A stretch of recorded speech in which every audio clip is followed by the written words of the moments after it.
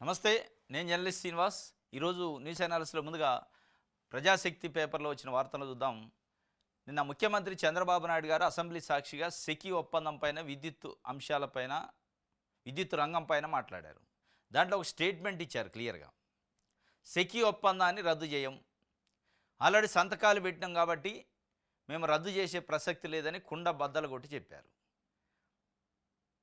మరి సంతకాలు పెడితే అక్రమమైన ఒప్పందము 1,10,000 కోట్ల నష్టం జరిగిందని ఒక పేపరు, మీరు చెప్పింది కూడా అదే.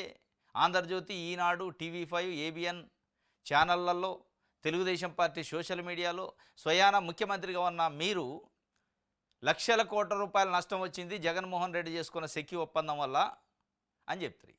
మరి లక్షల కోట్ల రూపాయల నష్టం వచ్చే సెకీ ఒప్పందాన్ని రద్దు చేసుకోవడానికి మీకున్న అభ్యంతరం ఏంది? లేదంటే మీరు చేసిన ప్రచారం తప్ప?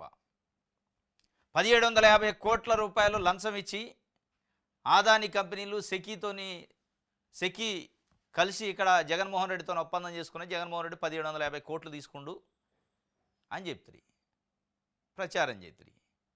మరి అది తప్ప, లేదా ఇవాళ మీరు చేస్తున్న స్టేట్మెంట్ తప్ప? అసెంబ్లీ సాక్షిగా చేశారు. అసెంబ్లీ సాక్షిగా 1,750 కోట్ల రూపాయల కథ పోయింది, 1,10,000 కోట్ల రూపాయల కథ పోయింది. మరి ఎడిపోయింది ఇప్పుడు? మరి ఏబిఎన్ రాధాకృష్ణ గారు, ఈనాడు paper, TV5, Andhra Jyothi, ABN channel, Andhra Jyothi పత్రిక, ఇట్లా తెలుగుదేశం పార్టీ సోషల్ మీడియా ఏం చెప్తారు ఇప్పుడు సమాధానం? అంటే ఏ ప్రజలను మీరు తప్పుదోవ పట్టిస్తారు? మీ రాజకీయాల కోసం ప్రజల్ని తప్పుదోవ పట్టిస్తారు, కొంతమంది వ్యక్తులపైన బురద చల్లుతారు అనేది అలా స్పష్టంగా అర్థమవుతుంది. ఆయన స్పష్టంగా చెప్తుండే ఏమనంటే, సంతకాలు పెట్టాం కానీ వెనక్కి తీసుకోం. సెకీ ఒప్పందంపై అసెంబ్లీలో చంద్రబాబు రాబోయే 4 ఏళ్లు విద్యుత్ ఛార్జీలు పెంచబోమని హామీ. సెకీ ఒప్పందంపై సంతకాలు పెట్టాం, ఒకసారి సంతకాలు చేసిన తర్వాత వెనక్కి తీసుకుంటే పెనాల్టీలు కట్టాలి, దాంతోపాటు విశ్వసనీయత పోతుందట. ఎవరిపైన? ఎవరికి విశ్వసనీయత ఉండాలి? అంటే దొంగ కంపెనీ లంచాలు ఇచ్చి ఒప్పందం చేసుకుందా అనే కంపెనీకి విశ్వసనీయతగా మీరు ఉంటారా? ప్రజలకు ఉంటారా? ప్రజలకు 1,10,000 కోట్ల రూపాయల నష్టం వస్తున్నప్పుడు వాళ్ళ కోసం, పెట్టుబడిదారుల కోసం, పెత్తందారుల కోసం, పారిశ్రామికవేత్తల విశ్వాసం కోసం ఎందుకు పాకులాడుతారు మీరు? ఏంది మీ మతలబ్ ఏంది అసలు? దానికి సంబంధించిన ఎక్స్పర్ట్స్ చెప్తుంది, కేంద్ర ప్రభుత్వంలో ఒక ఐఏఎస్ ఆఫీసర్గా ఉండి విద్యుత్ రంగంలో సుదీర్ఘకాలం పనిచేసిన ఈవీఎస్ శర్మన ఏం పేరు ఉంటుంది, ఆయన పేరు శాస్త్రి గారు ఉంటుంది. ఆయన ముఖ్యమంత్రి గారు లెటర్ రాసిండు స్వయంగా.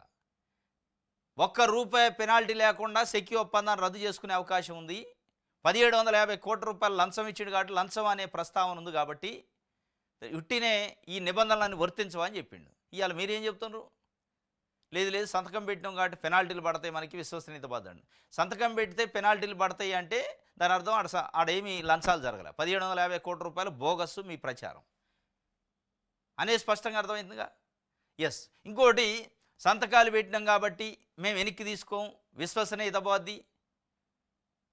మరి ఇదే సూత్రము ఇవాళ పెన్షన్లు వస్తున్న పెన్షనర్లకి 3 లక్షల పెన్షన్లు కట్ చేశారు. ఆల్రెడీ వస్తున్న పెన్షన్లు కట్ చేశారు, విశ్వసనీయత అక్కడ పోదా?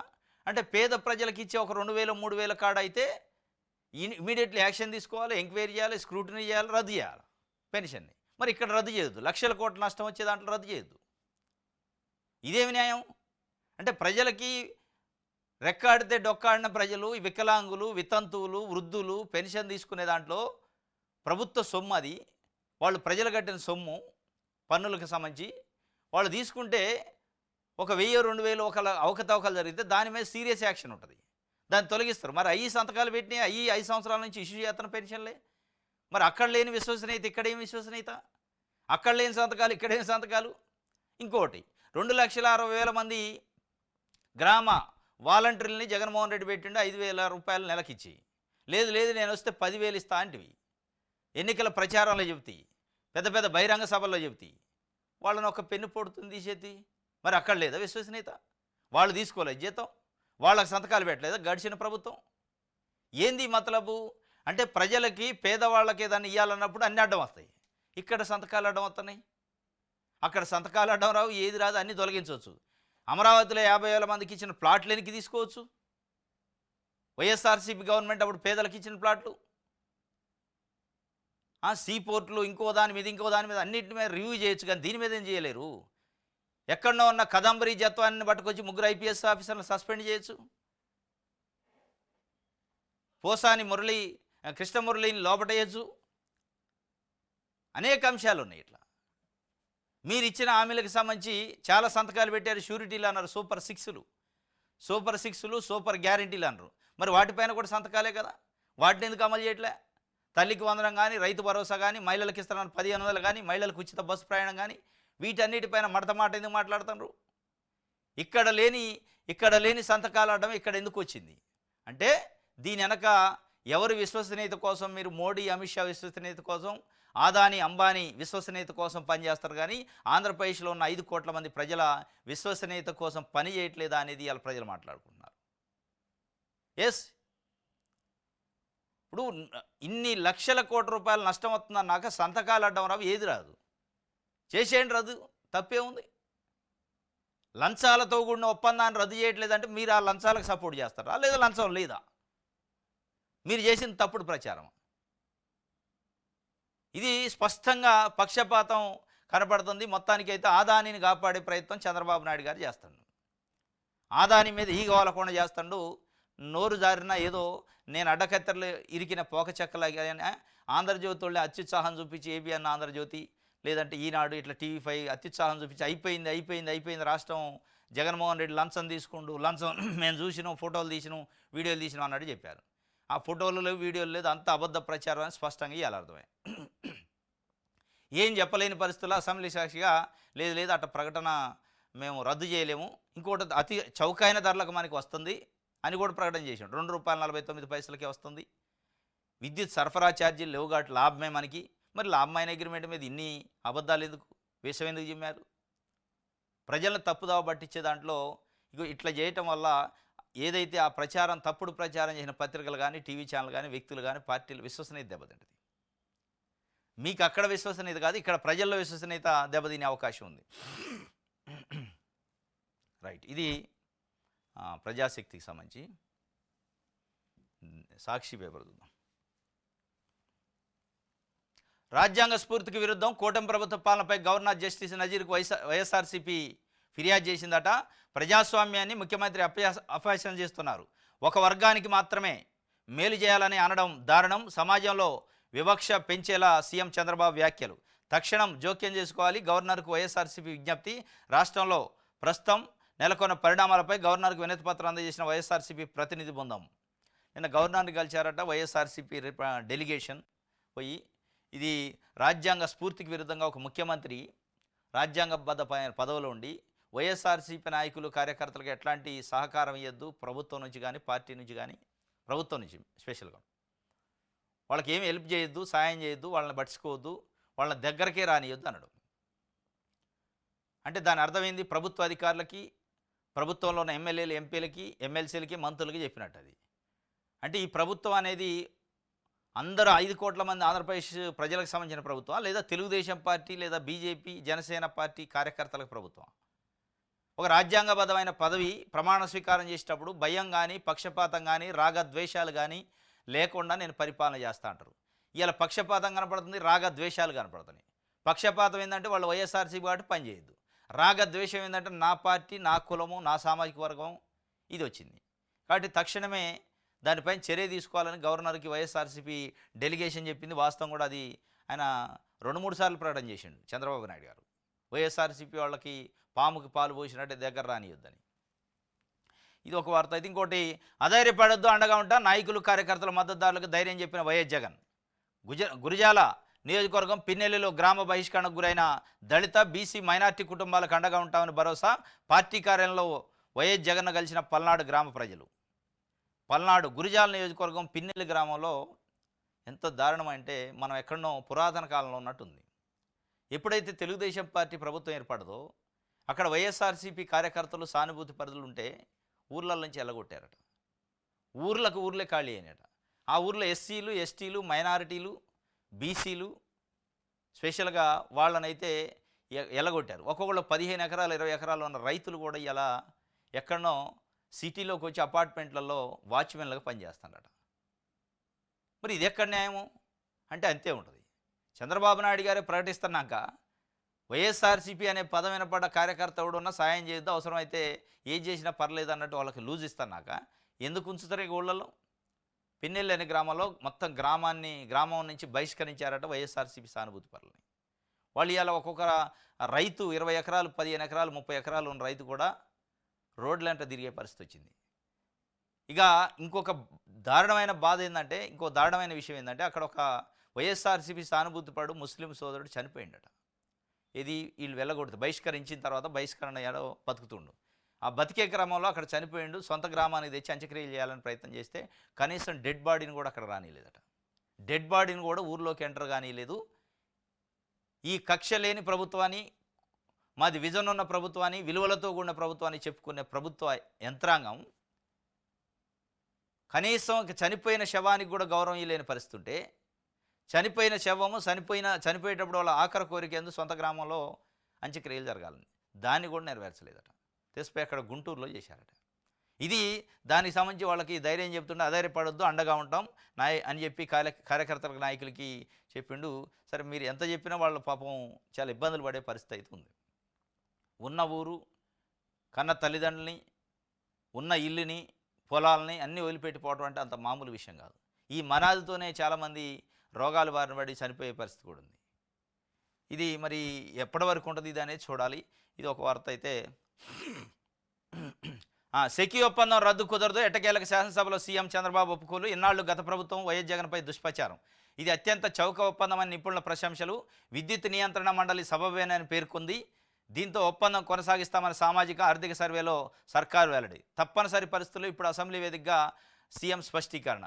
సెకీ ఒప్పందం రద్దు చెయ్యం అని చెప్పి ముఖ్యమంత్రి చంద్రబాబు నాయుడు గారే రద్దు కుదరదు, చెయ్యం కాదు, రద్దు కుదరదు అనడం. దానికి ఎందుకంటే విద్యుత్ నియంత్రణ మండలి ఏపీఈఆర్సీ అని ఉంటుంది, ఆంధ్రప్రదేశ్ ఎలక్ట్రిసిటీ రెగ్యులేటరీ కమిషన్. ఆ కమిషన్ ఈ ఒప్పందం సబబే అని చెప్పిందట. దీనిపైన గతంలో ఆ కమిషను రాసిన లెటర్లో, కరస్పాండెన్స్లో, అంటే డిస్కమ్లకి ఆ కమిషన్కి మధ్యలో, రెగ్యులేటరీ కమిషన్కి మధ్యలో జరిగిన కరస్పాండెన్స్లో కొన్ని లెటర్లు బయటకు వచ్చినాయి. ఆ లెటర్లు బయటకు వచ్చినప్పుడు సెకీ ఒప్పందం కరెక్టే అని ఈ విద్యుత్ రెగ్యులేటరీ కమిషన్ చెప్తుందని కొన్ని పత్రికల్లో వార్తలు వచ్చినాయి. ఆ వార్తల పైన ఆంధ్రజ్యోతి పేపర్ ఒక వార్త రాసింది. రోత పత్రికలు రోత వార్తలని. ఏంది అది తప్పు, అసలు విద్యుత్ నియంత్రణ మండలి ఒప్పుకోలేదు, అది మంచిదని చెప్పకుండా వీళ్ళు రోత పత్రికల్లో రోత వార్తలు రాశారన్నారు. మరి ఇవాళ చంద్రబాబు నాయుడు గారు అసెంబ్లీ సాక్షిగా ప్రకటించారు, విద్యుత్ నియంత్రణ మండలి ఒప్పుకుంది కాబట్టి, సబబే అన్నది కాబట్టి దాన్ని ఉంచుతున్నాం, సెకీ ఒప్పందం రద్దు కుదరదు అని. మరి ఏది రోత పత్రిక, ఏది రోత వార్త, ఏది రోత మాటలు, ఏది రోత నాయకుడు, ఎవరిని ఇలా రోత అనాలా అనేది కూడా ఒక సమస్య. మనం ఆలోచన చేయాలి. అది ఇక ఆయన స్పష్టంగా చెప్పిండు, ₹2.49 యూనిట్ విద్యుత్ ఇస్తామని సెకీ ముందుకు రావడంతోనే అప్పట్లో ఈ ఒప్పందం జరిగిందని, పైగా విద్యుత్ సరఫరా ఛార్జీలు లేకపోవడం కలిసి వచ్చే అంశం అని ఎంతోమంది నిపుణులు ఎంతగా చెప్పినా వినిపించుకొని కూటమి ప్రభుత్వం కొద్ది నెలలుగా విషం జిమ్మిన విషయం తెలిసింది. ఈ ఒప్పందం ద్వారా మాజీ ముఖ్యమంత్రి వైఎస్ జగన్ ఏదో పెద్ద తప్పు చేసినట్టు ఎల్లో మీడియాలో పుంకాలుగా తప్పుడు కథనాలు రాయించారు, దుష్ప్రచారం చేశారు. తుదకు ఏపీ విద్యుత్ నియంత్రణ మండలి ఈ ఒప్పందం సబబే అని స్పష్టం చేసింది. ఒప్పందాన్ని కొనసాగిస్తున్నట్టు మొన్నటి సామాజిక ఆర్థిక సర్వేలోనూ ప్రభుత్వం ప్రకటించింది. ఇక తప్పని పరిస్థితుల్లో చంద్రబాబు సైతం గురువారం విద్యుత్ రంగంపై సభలో జరిగిన చర్చలో ఈ విషయంపై స్పష్టత ఇచ్చారు. ఇయ్యాలకి తప్పదు. ఇక అద్దమ్మొహం ఒక దగ్గర ఉండే, దొంగెవరు దొరెవరు, నీళ్ళేంది పాలేంది తెలిసిపోయా. ఇప్పుడు తెలిసింది నీళ్ళేంది పాలేంది, దొంగెవరు దొరెవరు అనేది. ఇవాళ ఇప్పటిదాకా దానిపైన వార్తలు రాసిన పుంకాను విషం చింపిన పత్రికలు, విషం చింపిన నాయకులు సమాధానం చెప్పాలి. ఇప్పుడు ప్రజలకి 5 కోట్ల మంది ప్రజలను తప్పుదావ పట్టించారు కదా. ఇదే కాదు, ఈ విషయమే కాదు, అనేక విషయాలు. విద్యుత్ ఛార్జీలు 15,000 కోట్ల రూపాయలు పెంచారు. దానికి కారణం ఏంటంటే జగన్మోహన్ రెడ్డి పాపం అన్నారు. ఫీజు రియంబర్స్మెంట్ 4,000 కోట్లు బకాయింది పిల్లలది. దీనికి కారణం ఎవరంటే జగన్మోహన్ రెడ్డి అన్నారు. తిరుపతిలో లడ్డు కల్తీ, మన నెయ్యి కల్తీ అంటే దానికి కారణం ఎవరంటే, జూలైలో కల్తీ అయితే చంద్రబాబు నాయుడు గారు ముఖ్యమంత్రి అయిన తర్వాత దానికి కారణం ఎవరంటే జగన్మోహన్ రెడ్డి అన్నారు. మరి ఇవన్నీ అబద్ధాలేనా? ఈ కూడా ఇట్లాంటి అని సెకీ లాంటివనా అనే అనుమానాలు ప్రజలకి కలుగుతాయి. కాబట్టి స్పష్టత ఇవ్వాల్సిన అవసరం ఈ రాసిన పత్రికలకి, మాట్లాడిన నాయకులకు ఉంది. మహిళా ఎస్ఐ జుట్టు పట్టుకొని జులుం చేశారట. మద్యం మత్తులో యువకుల దాష్టికం. ఇష్టానుసారంగా వ్యవహరించండి అంటూ కూటమి ప్రభుత్వం రాష్ట్రంలో ఊరూరా వీధి వీధిన మద్యం వరద పారిస్తుంది. 24/7 మద్యం లభిస్తుండటంతో అరాచక శక్తులు పెట్టరేగిపోతున్నాయి. ఎదుట ఉన్నవారు ఎవరన్నా కనీస విచక్షణ లేకుండా దాడులకు దిగబడుతుండటం పరిపాటిగా మారింది. విజయనగరం జిల్లా వేపాడు మండలం గుడివాడలో మంగళవారం రాత్రి వేణుగోపాల స్వామి తీర్థం సందర్భంగా ఏర్పాటు చేసిన రికార్డింగ్ డ్యాన్సు. విజయనగరం జిల్లా వేపాడు మండలంలో గుడివాడ ఉందట. ఈ గుడివాడ కాదు, కొడాలి నాని గుడివాడ కాకుండా అక్కడ ఒక గుడివాడ ఉంది. అది ఊరు పేరు, ఇదే నియోజకవర్గం. ఆ గుడివాడలో వేణుగోపాల స్వామికి సంబంధించిన తీర్థం అంటే జాతర ఏదో జరిగిందట. అక్కడ రికార్డింగ్ డ్యాన్స్ పెట్టారట. రికార్డింగ్ డ్యాన్స్ పెడితే తప్పదాగి కొంతమంది యువకులు, ఎందుకంటే గల్లీకి ఒకటి వచ్చింది కదా, బెల్ట్ షాపులు. చంద్రబాబు నాయుడు గారి పుణ్యమని స్కూళ్ళు పోయి బెల్ట్ షాపులు వచ్చినాయి అనేది వాళ్ళ ప్రజలు మాట్లాడుకుంటున్నారు. ఆ బెల్ట్ షాపుల్లో విచ్చలవిడిగా తాగి వచ్చి ఇక అక్కడ ఉన్న మహిళల్ని వేధింపులు ఇవి చేస్తుంటే అక్కడ ఉన్న మహిళా ఎస్ఐ కంట్రోల్ చేయడానికి ప్రయత్నం చేసింది. ఇట్లా చేయొద్దని సర్ది చెప్పే ప్రయత్నం చేస్తే ఆమెను కూడా జుట్టు పట్టుకొని గుంజటం, వేధించడం చేశారట. ఆమె భయభ్రాంతులకు గురై దగ్గరలో ఉన్న ఇంట్లోకి పోయి తలుపేసుకుందాడు. తలుపేసుకొని 5 ఆఫీసర్లకు ఫోన్ చేసి ప్రొటెక్షన్ ఎక్కువ పిలిపించుకొని సేఫ్ అయింది. ఇప్పుడు అదే మహిళా ఎస్ఐ పైన జుట్టు పట్టుకొని గుంజారు. అక్కడ ఏదైనా అఘాయిత్యం చేసి ఉంటే, అక్కడ ఆమె పైన ఏమైనా దాడి జరిగి ఉంటే ఎవరు బాధ్యత వహించాలి? దీనికి కారణం ఏంటి? అక్కడ ఉన్నది ఎస్ఐయా, మహిళా ఎస్ఐయా, జెంట్ ఎస్ఐయా, అసలు ఎస్ఐయా కాదా, మనిషా కాదా అని తెలవలేని పరిస్థితులలో ఉండడానికి కారణమైంది మీరు పెట్టిన మద్యం కాదు, కొత్త మద్యం పాలసీ అంటారు. ప్రైవేటు మద్యం పాలసీ ఊరూరికి గల్లి గల్లికి తెస్తా అంటివి. నాణ్యమైన మద్యాన్ని సరసమైన ధరలకు ఇస్తే ఇట్లాంటి విషయాలు జరుగుతాయి. దీనికోసం 164 స్థానాలు ఇచ్చింది. ఒక ఎస్ఐకే ప్రొటెక్షన్ లేని పరిస్థితి ఉంటే మరి సామాన్య ప్రజల పరిస్థితి ఏందనేది ఇలా కూటమి ప్రభుత్వం ఆలోచించాలి. చాలా దౌర్భాగ్యమైన పరిస్థితి, దురదృష్టం అనమాట. ఎస్ఐని జుట్టు పట్టుకొని లాగడం అనేది దురదృష్టమైన సంఘటన. దానికి కారణం ఇవాళ మీరు పెట్టిన మద్యం పాలసీ. దానికి కారణం మీ యొక్క మద్యం విధానంలో బెల్ట్ షాపులు. ఒప్పుకుంటారా? లేదు, ఒప్పుకోరు. మళ్ళా లేదు జగన్మోహన్ రెడ్డి మద్యం కుంభకోణం చేసిండు, స్కామ్ చేసిండు, చేస్తే ఆయన లోపట వేసుకోండి. కానీ ప్రజలకి ఎందుకు ఈ బాధ? జుట్లు పట్టుకొని లాగించుకునే పరిస్థితి యూనిఫామ్లో ఉన్న ఎస్ఐకి వస్తే లాగే పరిస్థితి, ఈ సామాన్య మహిళలు రోడ్ల మీద తిరిగే పరిస్థితి ఉంటుందా అనేది గమనించాలి. దాన్ని బట్టి ఆయన ఇప్పటికైనా మార్చుకోవాలి.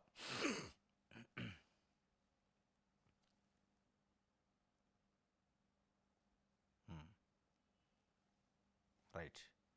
జగన్ కష్టకాలంలో వెళ్ళిపోతారా? పదవులు అనుభవించి కన్నతల్లి లాంటి పార్టీపై నిందలు మోపుతారా? మాజీ మంత్రి గుడివాడ అమర్నాథ్. వైఎస్ఆర్సీపీ అధికారంలో ఉన్నప్పుడు పదవులు అనుభవించి పార్టీ కష్టకాలంలో కన్నతల్లి లాంటి పార్టీని వదిలి వెళ్ళిపోతారంటూ మాజీ మంత్రి వైఎస్ఆర్సీపీ జిల్లా అధ్యక్షుడు గుడివాడ అమర్నాథ్ మండిపడ్డారు. మొన్నటి ఎన్నికల్లో వైఎస్ఆర్సీపీ గెలిచి జగన్ రెండోసారి సీఎం అయ్యుంటే వీళ్ళంతా ఇలాగే మాట్లాడేవారేనా? పార్టీని వెళ్ళిపోయేవారేనా అని ఆయన ప్రశ్నించారు.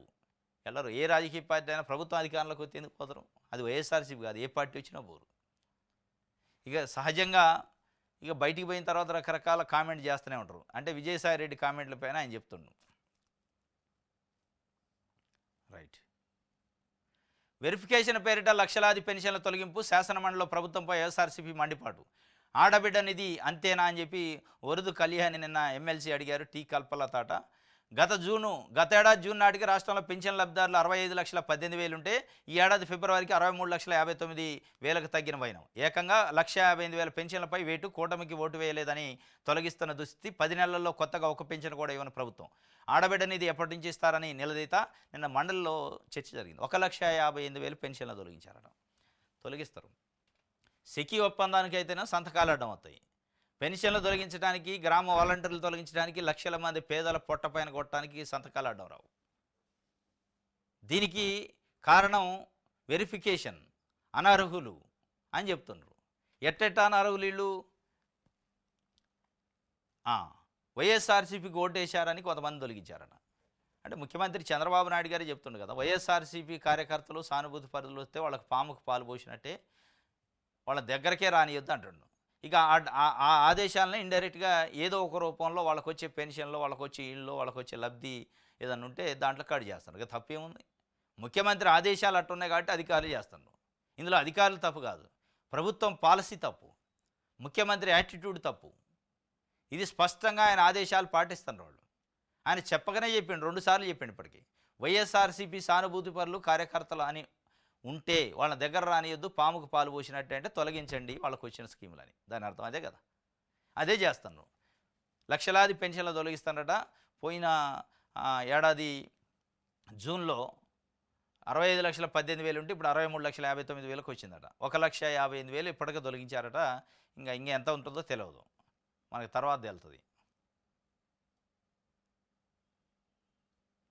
మాది స్కీము మీది స్కాము. 2014 నుంచి జరిగిన కుంభకోణాలపై చర్చకు మేము సిద్ధం. అప్పటి అక్రమాలపై ప్రశ్నిస్తుంటే ఎందుకు భుజాలు దడుముకుంటున్నారు? శాసనమండలిలో అధికార పక్షం తీరుని ఎండగట్టిన ప్రతిపక్షం. మాదేం స్కీములు పెట్టిన ప్రభుత్వం, మీదేం స్కాములు చేసే ప్రభుత్వం అని తెలుగుదేశం పార్టీ పైన వైఎస్ఆర్సీపీ చెబుతుంది. వాళ్ళేం లేదు మీరే స్కాములు మేము స్కీములు అని వాళ్ళు చెప్తారు. రైట్, ఇది సాక్షికి సంబంధించి. ఆంధ్రప్రభ చూద్దాం. విద్యుత్ ఛార్జీలు పెంచాం, వెలుగులు నింపుతాం. విద్యుత్ ఛార్జీలు పెంచారు, ఇంకా పెంచాలా? అయింది 15,000 కోట్లు పెంచుతారు. ఒకసారి 6,000 కోట్లు, ఒకసారి 9,000 కోట్లు. మరి ఇంకా పెంచేది ఉంది ఏమన్నా? మీరు వచ్చే సంవత్సరం కాలే, ఆల్రెడీ 15,000 కోట్లు అయిపోయింది. ఇక మళ్ళీ పెంచమంటాడైంది. పెంచుడు కార్యక్రమం అయిపోయాయి, ఇక మళ్ళీ పెంచేది ఉందా? ఇది కథ. ఇప్పటికే నడ్డిరిచితి పేదలది, మళ్ళీ మేము విద్యుత్ ఛార్జీలు పెంచమంటండి. జనాలకు అర్థం కావట్లేదు, ఇదేంది కథ, పెంచిండు కదా మళ్ళీ పెంచుడేందని. నెక్స్ట్ ఇయర్ పెంచడం అంటే ఈ సంవత్సరం పెంచనని దాని అర్థం అంటుంది. ఈ ఈ ఈ ఫస్ట్ ఇయర్లో ఇక అయిపోయింది కోట, మళ్ళీ నెక్స్ట్ ఇయర్లో ఇంకో 15,000 కోట్లో ఏదో పెంచుతారేమో. ఇప్పటికైతే పెంచడట. రైట్. తిట్టలేను కొట్టలేను, నేనే గుంజీలు తెస్తా.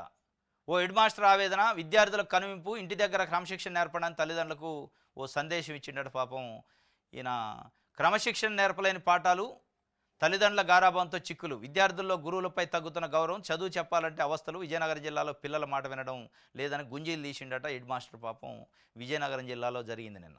గురువే గుంజీలు తీయాల్సిన పరిస్థితి వచ్చింది, శిష్యులు కాదు. జనరల్గా మనకు పాతకాలంలో శిష్యులు తప్పు చేస్తే గురువు గుంజీలు దించేది, పనిష్మెంట్ అది. ఇలా శిష్యులు తప్పు చేస్తే గురువు పనిష్మెంట్ తీసుకోవాల్సి వచ్చింది. విజయనగరం జిల్లాలో హెడ్ మాస్టర్ ఏం చేయాలో తెలియదు పాపం. తల్లిదండ్రులు పేరెంట్స్ అధికారాభం చేసి స్కూల్కి పంపితే వాడిని ఒక దెబ్బ కొట్టేది ఉండదా, ఒక మాట అనేది ఉండదా. ఒక దెబ్బ ఒక మాట అనడా అనుకో, గల్లుని వస్తారు, మొత్తం వచ్చి స్కూల్ మేము పడతాం. అట్టెట్ట కొడతావు మా కొడుకుని, గారాభంగా పెంచుకుంటాడు, నువ్వు కొడతావా? కొట్టడానికే నేను స్కూల్కి పంపించేది అని అదొక రకం. అంటే ఎక్కడన్నా మరీ శృతి మించితే తప్పు లేదు, కానీ చిన్న చిన్న వాటికి కూడా ఇట్లాంటి టీచర్స్ పైన, ఈ టీచింగ్ చేసే ఫ్యాకల్టీ పైన వస్తే ఇక వాళ్ళు ఏం అనలేని పరిస్థితి. అనలేని పరిస్థితుల్లో వాళ్ళు చేసే ఇట్లాంటి అల్లరో ఇంకోటో గొడవ, దానికి నిరసనగా ఆయన ఏం చేసిండంటే, ఇక లాభం లేదరని నేనే పనిష్మెంట్ తీసుకుంటా చూడండి అని చెప్పి తల్లిదండ్రులకు ఒక మెసేజ్ ఇచ్చిండు. ఓ తల్లిదండ్రులారా, దయచేసి చూడండి, నేను అనుభవిస్తున్న బాధ ఏంది. తల్లిదండ్రుల పెంపకం తేడా వలన ఇవాళ స్కూళ్ళల్లో కనీసం గురువుల మీద కనీస మర్యాద లేకుండా పోయింది అని చెప్పి అన్నాడు. ఇది మొత్తం ఈ ఎడ్యుకేషన్ వ్యవస్థలో దీన్ని ఆదర్శంగా తీసుకొని ఇప్పటికైనా తల్లిదండ్రులు అధికారాభం వద్దు. అధికారాభం వల్ల మీకు చదువు రాకపోవడమే కాక సమాజంలో ఒక చెడు విత్తనాన్ని నాటినట్టు అయింది. భవిష్యత్తులో వాడు ఏమవుతాడో తెలియదు, ఏం చేస్తాడో తెలియదు.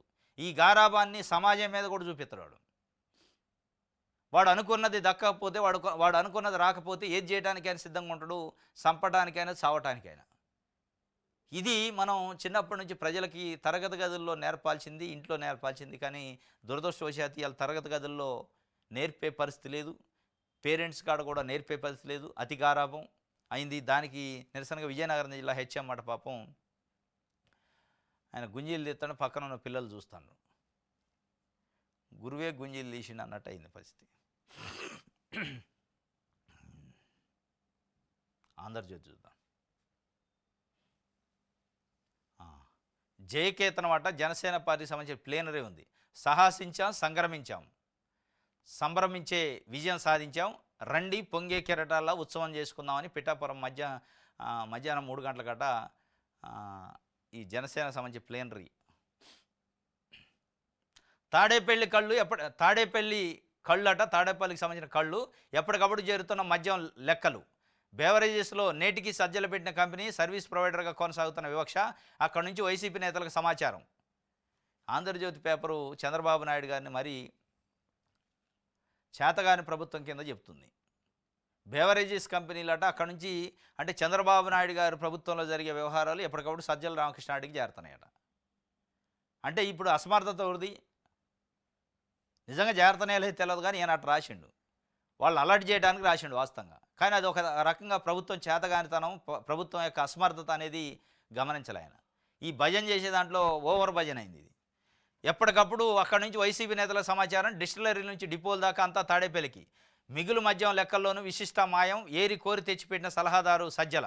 కంపెనీలు, కమిషన్ లెక్కలో ఇదే కీలకం. తాజా సమాచారం తెలుసుకుంటూ జాగ్రత్తలు. విశిష్ట కంపెనీ ఇది బెవరేజెస్ కార్పొరేషన్కు సరఫరా సర్వీస్ ప్రొవైడరు. మద్యం కొనుగోళ్లు, సరఫరాకు సంబంధించిన లెక్కలన్నీ ఈ సంస్థే చూస్తుంది. అసలు విషయం ఏంటంటే విశిష్టకు సజ్జల అస్మదే కంపెనీగా పేరు. ఈ కంపెనీ మాయలపై అనేక ఆరోపణలున్నాయి. రాష్ట్రంలో గత ఏడాది అక్టోబర్ 15వ తేదీతో ప్రభుత్వం మద్యం దుకాణాలు మూతపడ్డాయి. షాపుల్లో మిగిలిన సుమారు 50 కోట్ల విలువైన మద్యం ఆ రోజు రాత్రి డిపోలకు చేరింది.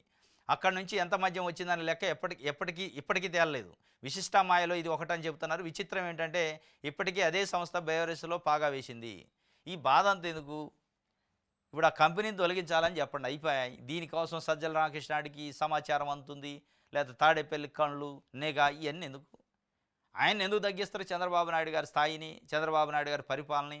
మంచి అడ్మినిస్ట్రేటర్ అని బయట కొంతమంది కొన్ని వర్గాలు అనుకుంటాయి. అది కూడా లేకుండా ఎందుకు చేస్తారు? నీకేం చేత కావట్లేదు, నీ చుట్టూ ఏం జరుగుతుందో నువ్వు చూసుకోవట్లేదు. తాడేపల్లి ఇంట్లో తాడేపల్లి కూర్చొని సజ్జల రామకృష్ణారెడ్డి రిమోట్ కంట్రోల్తో నీ ప్రభుత్వాన్ని నడిపిస్తున్నానని చెప్తుండే. ఆయన స్థాయిని కించపరచమాకండి చంద్రబాబు నాయుడు గారు. పాపం ఎందుకంటే 45 సంవత్సరాల రాజకీయ జీవితం, 15 ఏళ్ళు ముఖ్యమంత్రి చేసిండు. ఇప్పుడు ఇంకో టర్మ్ 4వసారి నడుస్తుంది. ఎంత కాదనుకున్న సీనియర్ పొలిటీషియన్, సీనియర్ ముఖ్యమంత్రి కూడా తెలుగు రాష్ట్రాల్లో. అట్లాంటి ఆయన్ని ఏం చేత కాదు నీకని ఎందుకు ఆయన మీద నిందలేయటం? మీకేదైనా ఉంటే డైరెక్ట్ ఫోన్ చేసి చెబితే పలానా బెవరేజ్ కంపెనీ సజ్జల రామకృష్ణాడిది, ఆయనకు సంబంధించిన వాళ్ళదో, దాన్ని తొలగించండి అంటే తొలగిస్తారు కదా, అయిపోయా. లేదంటే దాన్ని తొలగించడానికి కూడా ఈ సెకీ లెక్కనే ఉన్న అడ్డంకులు ఉన్నాయేమో. మరి అదే లేకుండా మీరు వార్తలు రాసి అయిపోయా, కళ్ళు వాళ్ళే పడ్డాయి అని రాత్రి.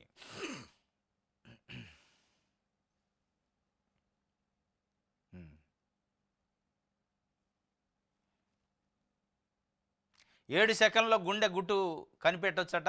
ఏఐ బెస్ట్ యాప్తో మాస్ కార్డియక్ స్క్రీనింగ్ పరీక్ష. గుంటూరు జీజీహెచ్లో ప్రయోగాత్మక నిర్వహణ. యాప్ను రూపొందించిన 14 ఏళ్ల బాలుడు సిద్ధార్థ. జీజీహెచ్లో స్మార్ట్ ఫోన్తో గుండె పరీక్ష చేస్తున్న సిద్ధార్థ. 7 సెకండ్లలోనే గుండె స్క్రీనింగ్ అయిందట. ఇది గుంటూరు నిన్న ప్రభుత్వ ఆసుపత్రిలో, జనరల్ హాస్పిటల్లో దాదాపు 500 మంది గుండె పేషెంట్లకి స్క్రీనింగ్ చేసినారు. దాంట్లో 20 మంది గుండె జబ్బు ఉన్నట్టు తేలిందట. ఈ యాప్ ప్రకారం మొబైల్లో యాప్ డౌన్లోడ్ చేసుకుని ఆ యాప్ ప్రకారం దేశపై గుండె దగ్గర దాన్ని స్క్రీనింగ్ చేస్తే ఆ స్క్రీనింగ్లో గుండె జబ్బు ఉన్నట్టు తెలిసిందట 20 మందికి. ఆ 20 మంది వాళ్ళ పోయి రొటీన్గా ఈ యాప్ ద్వారా కాకుండా రొటీన్గా మనం గుండె జబ్బులు తెలుసుకుని ఈసీజీ కానీ, 2D ఈకో కానీ, టీఎంటీ కానీ ఇట్లాంటి పరీక్షలు చేశారట. స్పష్టంగా ఇక్కడ ఏది వచ్చిందో అందులో అది వచ్చిందట. ఈ యాప్ని సిద్ధార్థ అనే యువకుడు 16 సంవత్సరాల 14 ఏళ్ల బాలుడు, స్కూలు స్టూడెంటు, యూఎస్లో ఉంటారట వాళ్ళు. ఇక్కడ నుంచి పోయి అక్కడ సెటిల్ అయ్యారు.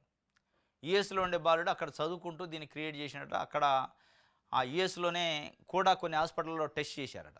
టెస్ట్ చేస్తే సక్సెస్ అయింది.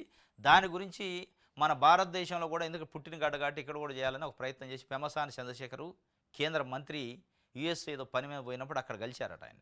ఇట్లా నేను కనిపెట్టిన సార్, దాన్ని మన తెలుగు రాష్ట్రాల్లో కూడా నేను ఇంప్లిమెంట్ చేయాలనుకుంటున్నాను, నాకు సహకరించాలంటే రండి అని తీసుకొచ్చి గుంటూరు జీజీహెచ్లో ప్రయోగం చేశారట. ఇది ఒక అద్భుతం.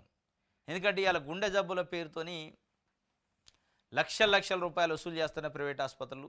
అసలు అది ఉందో లేదో తెలుసుకోవడానికే లక్షలు ఖర్చు అవుతుంది, స్కానింగ్లకి, స్క్రీనింగ్లకి, టెస్టులకి. అది లేకుండా జస్ట్ మన మొబైల్లోనే యాప్ వేసుకొని చూసుకునే సౌలభ్యం వచ్చిందంటే చాలా పేద ప్రజలకి ఇది మేలు. ఎందుకంటే అసలు ఏం జరుగుతుందో మాయా మంత్రం లెక్క ఉంటుంది వైద్య వృత్తిలో. ఇది మాయ జరుగుతుందో మంత్రం జరుగుతుందో తెలియదు. ఏం జరిగిందో ఏం జరుగుతుందో తెలియకుండా అయోమయం గందరగోళం చేసేస్తారు. అది లేకుండా ఇట్లాంటి స్క్రీనింగు ఒక కనిపెట్టిండే మామూలు మేధావి కాదు సిద్ధార్థ. 14 సంవత్సరాల వయసులో మామూలు మేధావి కాదు, ఈ ప్రపంచానికి చాలా గొప్ప విషయాన్ని అందించిండు. అంటే అప్రిషియేట్ చేయొచ్చు. ఆయనకి అవసరమైతే ప్రభుత్వం కూడా ప్రోత్సాహం ఇవ్వాలి. ఇది 7 సెకండ్లలో గుండె గుట్టు తెలిపేది. రైట్, దిశ చూద్దాం.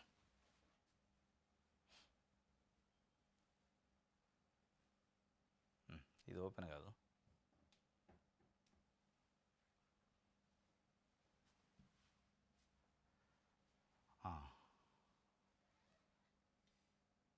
10 కొత్త ప్రాజెక్టులు వచ్చినాయట, 80,000 ఉద్యోగాలు వచ్చినాయట, 1,21,000 కోట్ల పెట్టుబడులకు ఆమోదం తెలిపారు అని చెప్పి ఒక వార్తని రాశారు. ఇంకోటి, గుంజుళ్ళు తీసిన ప్రధాన ఉపాధ్యాయుడు గురువే గుంజుళ్ళు తీసిండు, కొట్టలేము తిట్టలేము ఏం చేయలేము, పిల్లలకు సాష్టాంగ నమస్కారంతో ఆవేదన అట పాపం.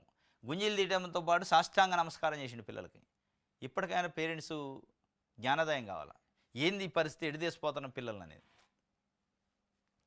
కొంప ముంచిన కోటరీ, ఓడిన 10 నెలల తర్వాత కూడా జగన్ కోటరీపై విమర్శలు. సీనియర్ నేతల మాట అదే, కోటరీని విడితేనే భవిష్యత్తు అంటూ జగన్కి హితవు పలికారు. కోటరీ కొంప ముంచిందట. దానికి సంబంధించి విజయసాయిరెడ్డి మన హాట్ కామెంట్ చేశారు. దాని తర్వాత మళ్ళీ చర్చ జరుగుతుంది. జగన్మోహన్ రెడ్డి ఓడిపోవడానికి ప్రజలు కాదు కోటరీనే, చుట్టూ ఉన్న కోటరీ చెప్పిన మాటలు వినటం వల్ల ఆయన ఓడిపోయిండు, లేదంటే మంచి పనులు చేసిండు, ప్రజలు కూడా రిసీవ్ చేసుకున్నారు, కానీ ఈ కోటరీ వ్యవస్థ వల్లనే ఓడిపోయిండు అని చెప్పి ఒక వార్తని రాసింది.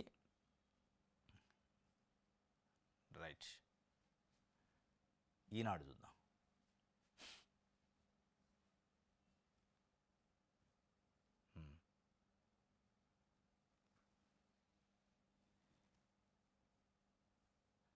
ప్రతి నియోజకవర్గంలో 10,000 ఏళ్లపై సౌరబాలు ప్యానెల్లో పెట్టించే బాధ్యత ఆ ఎమ్మెల్యేలదే. ఎస్సీ ఎస్టీలకు ఉచితం, బీసీలకు 80,000 వరకు రాయితీ, వ్యవసాయ మోటార్లకు సౌర విద్యుత్తు శాసనసభలో చంద్రబాబు నాయుడు గారు చెప్పిండు. ప్రతి నియోజకవర్గంలో 10,000 ఏళ్ల పైన ఈ ప్యానల్స్ పెడతారట, సోలార్ విద్యుత్ సంబంధించిన ప్యాడ్లు. అది ఎమ్మెల్యేలకి బాధ్యత చెబుతున్నా, ప్రతి నియోజకవర్గంలో 10,000 రీచ్ కావాలని చెప్పి. రైట్,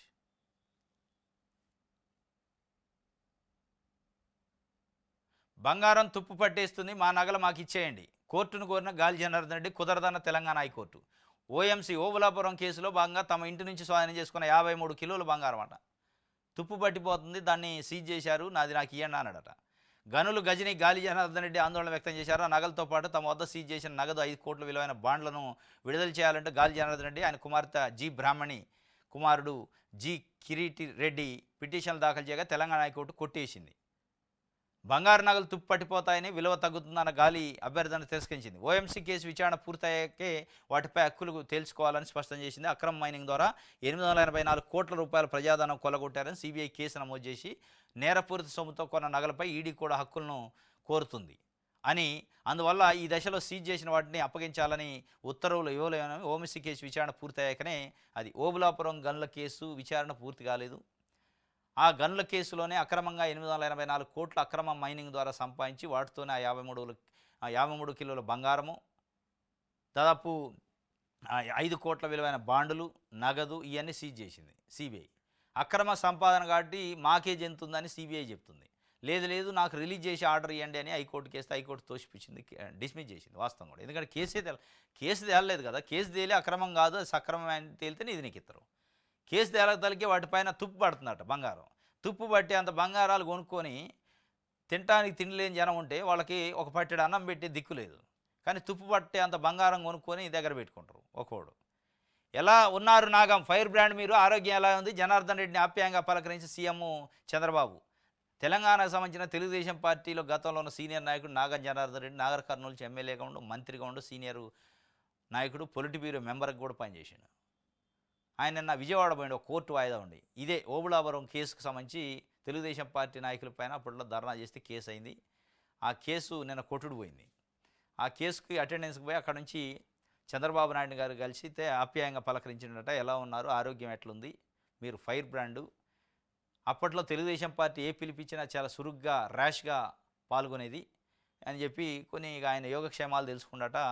ఎట్లా ఉన్నారు పిల్లలు అది ఇదని, మరి ఏమైనా సాయం చేసినా లేదు తెలియదు, కానీ ఇది ఒకటైతే. ఇంకోటి, యూట్యూబ్ చూసి బంగారం రవాణా నేర్చుకున్న, బెదిరించి నా చేత చేయించారు, విచారణలో వెల్లడించిన రన్యారావు. అయిపోయి ఇప్పుడు తేలింది కాబట్టి దొరికితేనేమో దొంగ, దొరకపోతే దొర. యూట్యూబ్లో చూసి నేర్చుకుందట. సావు కబురు సల్లగా ఏం చెబుతుంది, నన్ను బెదిరించి చేయించారు, లేదా నేనేంది చేస్తా అంటుంది. బెదిరించి చేస్తుంటే మీ అయ్యా ఐపీఎస్ ఆఫీసరేనా నాయన, మరి ఏం చెప్పొచ్చుగా, కేసు పెట్టొచ్చుగా బెదిరించిన వాళ్ళ మీద. ఇవన్నీ కాకమ్మ కథలు అన్నమాట. యూట్యూబ్లో చూసి నేర్చుకుందట. అందుకే ఒక్కోసారి యూట్యూబ్ మంచికి ఉపయోగపడుతుంది, చెడుకు కూడా ఉపయోగపడుతుంది. ఈ మధ్యకాలంలో జరుగుతున్న కొన్ని భయంకరమైన హత్యలు, భయానకమైన హత్యలు, ముక్కలు చేసి పీసులు చేసి ఉడికించి చేసేవి కొన్ని వికృతమైన హత్యలు జరుగుతున్నాయి. అవి కూడా యూట్యూబ్లో చూసి చేస్తున్నారు. ఈ హత్యలు, దొంగతనాలు, దొమ్మిలు, సైబర్ క్రైమ్‌లు యూట్యూబ్‌లో చూసి చేస్తుండ్రు. ఇది ఇది ఒక రకంగా నెగెటివ్ అన్నట్టు. నెగెటివ్ ట్రెండ్‌ని నెగెటివ్ దాన్ని కూడా తీసుకుంటున్నారు. పాజిటివ్‌ని తీసుకోవాల్సింది పోయి నెగెటివ్ దాన్ని తీసుకొని దాంట్లో చూసి నేర్చుకుంటున్నారు. యూట్యూబ్‌లో పెట్టేదేమో ఇట్లాంటివి జరగకుండా చూసుకోవడానికి పెడితే దాన్ని ఇటు తిరిగి తీసుకుంటున్నారు. ఇదొక వార్త. యూట్యూబ్ చూశాట బంగారం అది మన బెంగుళూరులో పట్టుబడ్డది కదా! ఆమె చెబుతుంది రానియారావు అట. రైట్. ఇది ఈరోజు న్యూస్ ఛానల్స్. రేపు తాజా వార్తలతో తిరిగి కలుసుకుందాం. Thank you.